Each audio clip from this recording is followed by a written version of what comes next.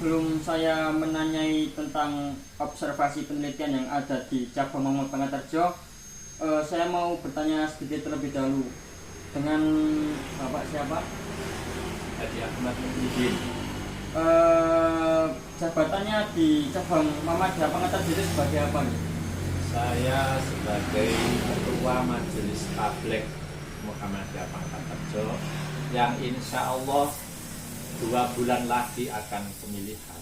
Oh, muscapnya. Ya, muscapnya. Sekarang kan baru muswil, 1 bulan lagi kan musda. Setelah itu nanti muscap.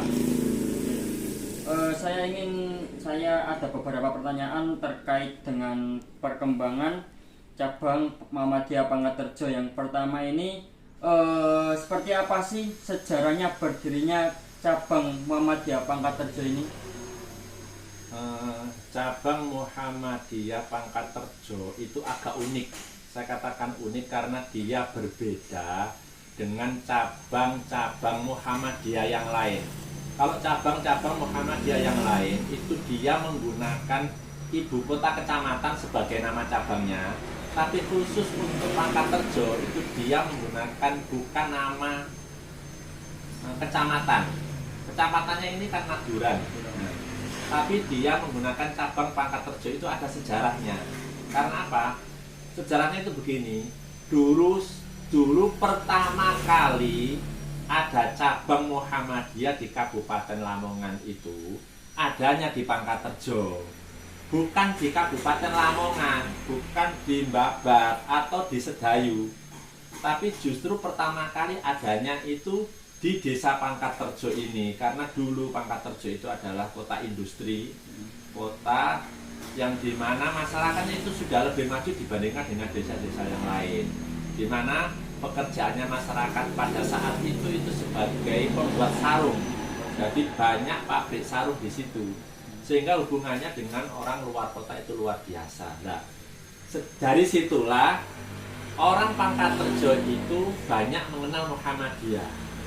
Sehingga di Pangatarjo itu lebih dulu berdiri cabang Muhammadiyah dibandingkan di kota Lamongan, sehingga nama itu tidak dirubah supaya sejarah itu tidak hilang.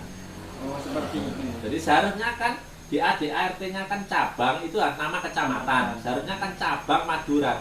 Tapi ini sudah diinformasikan ke pusat dan sudah minta izin ke pimpinan pusat Muhammadiyah dan tidak menjadi masalah supaya sejarah itu tidak hilang. Seperti itu. Oke, langsung lanjut ke pertanyaan berikutnya. Saat 2 tahun yang lalu kan ada sebuah masalah ya di negeri ini, yang di dunia ini ya, yang namanya itu COVID-19, yang benar-benar merasakan banyak sekali warga, termasuk warga Muhammadiyah. Nah, bagaimana sih pimpinan cabang Pangatarjo Muhammadiyah itu untuk mengatasi problem masalah tersebut agar masyarakat yang ada di ruang lingkup Pangatarjo itu tidak terlalu terbebani dalam ruang lingkup cabang itu tidak terbebani lah karena adanya masalah COVID tersebut itu. Jadi kami bersama bagian ekonomi, kemudian bagian apa ya namanya kemarin itu ya? Lanjismu. Bukan lanjismu. Ini COVID-19 Common Center, di mana lembaga itu sudah ada di daerah. Kemudian Muhammadiyah mendata setiap ranting itu diminta untuk melaporkan, ya, melaporkan siapa-siapa yang terkena COVID-19. Dari ranting-ranting itu nanti didata dulu, kemudian cabang Muhammadiyah mengkoordinir melalui cabang dengan penggalangan dana lewat para algenia, ya. Kemudian juga dana itu dari kaleng masjid, ya. Itu yang digunakan. Apa yang diberikan? Yang diberikan pada saat itu lebih banyak kepada suplai makanan ya, termasuk susu beruang, kemudian beras, sayur-sayuran, buah-buahan, itu yang jadi orang yang terkena COVID itu diharapkan dia tidak keluar kemana-mana, tapi kita suplai makanan.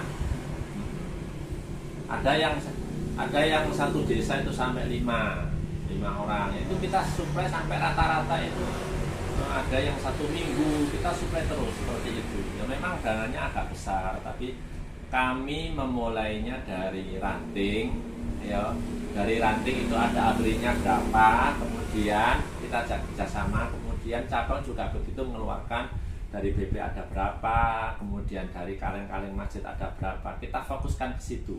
Walaupun tidak 100% diambil ke situ ya, tapi minimal adalah bagian dari kaleng masjid dan para adanya itu yang bisa dikumpul, dan itu luar biasa hasilnya. Seperti itu, berarti cukup Ya. bisa teratasi ya dengan masalah tersebut. Terus lanjut untuk pertanyaan terakhir, tantangan dan terobosan cabang Muhammadiyah Pengantarjo ini apa sih dalam pemberdayaan umat gitu, seperti itu?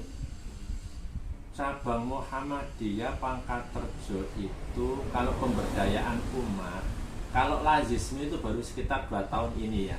Tapi kemarin itu bekerja sama dengan lazisme, juga bekerja sama dengan ranting, itu mendata warganya yang rumahnya itu sudah tidak sangat layak, sangat tidak layak.